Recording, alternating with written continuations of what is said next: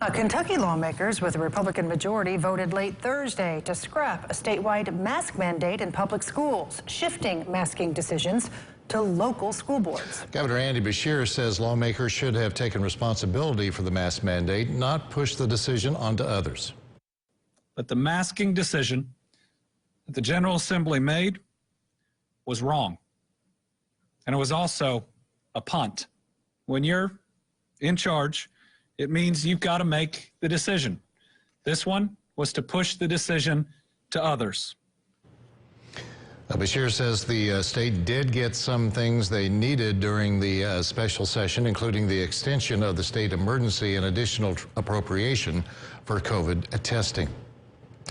Joining us now is State Senator Robby Mills. Senator Mills, on the mask mandate, Governor Beshear, as you heard, said Republicans suddenly voted to become quarterback and immediately punted the ball. Your reaction, and what happens if COVID starts to spike in schools that don't require masks?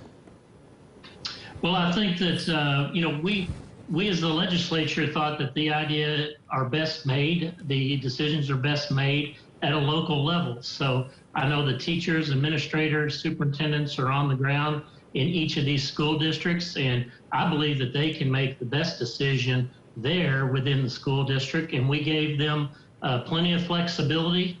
We actually gave them some temporary remote learning days that would enable them to close down for a day or a targeted day and be able to let things settle down before they came back. But ultimately, we're for in-person learning. We believe that's what our constituents are interested in, and that's what we tried to pass down to the local levels. Senator Mills, there may be times, though, I know you want in-person learning, but there may be times where we must go remote. Now, you all gave districts and added 20 days for remote learning. Now, larger school districts were asking for more of that. Are 20 days enough? And what happens if a district needs more? Will they be penalized?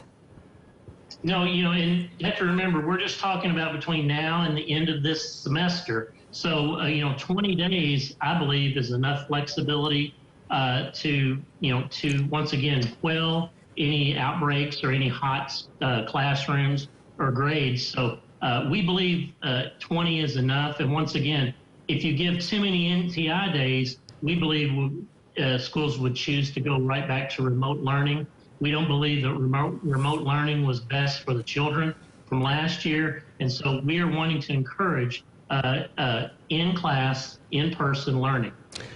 Senator, it seems masking in schools has become so polarizing in our society, and location is very critical on this because some districts are literally sharing county lines. Perhaps if one district wants to mandate masks, the other does not. Families cross county lines, does that concern you if there's not a consistent mandate here? No, I think ultimately we ought to leave the masking up to individuals, and we shouldn't judge one way or the other whether somebody has a mask on or wears a mask or doesn't have a mask. But I think you'll find out that local school districts will take a very practical approach to this and allow masking for people that are comfortable and not allow for folks that don't want a mask. But we just believe, once again, local control is much better than a statewide mandate approach in a very diverse state that, 8-hour drive from one end of Kentucky to the other, and conditions will vary from time to time. Senator Mills, you're talking about the local approach is better. However, your answer about the remote learning days, you said you were fearful that they would go back to remote learning too much. So in a sense, you're taking away that local ability to make that decision there. Why the difference there? Right. Well, the NTI days, they still have 10 NTI days. So ultimately, there are districts do have the ability to do an all virtual academy if they choose to do that. I know several counties are doing that. But once again, we feel like that children suffered in remote learning, and we believe that that children learn better in place, in person learning.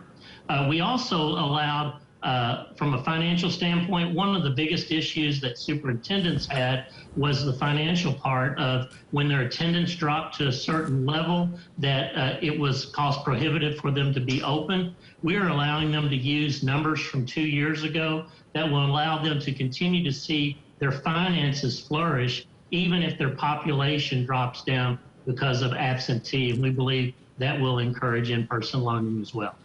All right, Kentucky State Senator Robby Mills, thanks for taking the time to talk to us tonight. You're very welcome. My pleasure.